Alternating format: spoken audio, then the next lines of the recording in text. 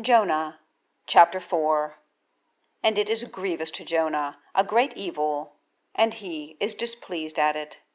And he prays to Yahweh and says, Ah now, O Yahweh, is this not my word while I was in my own land? Therefore I was beforehand going to flee to Tarshish, that I have known that you are a God, gracious and merciful, slow to anger, and abundant in kindness, and relenting of evil.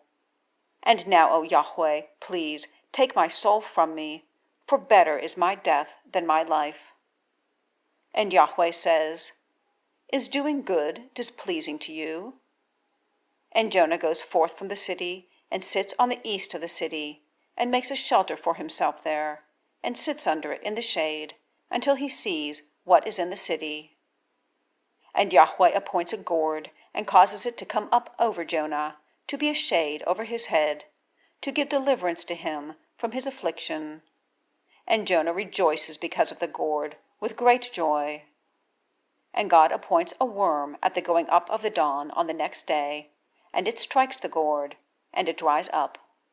And it comes to pass about the rising of the sun, that God appoints a cutting east wind, and the sun strikes on the head of Jonah, and he wraps himself up, and asks for his soul to die, and says, Better is my death than my life. And God says to Jonah, Is doing good displeasing to you because of the gourd? And he says, To do good is displeasing to me, to death. And Yahweh says, You have had pity on the gourd, for which you did not labor, neither did you nourish it, which came up as a son of night, and perished as a son of night.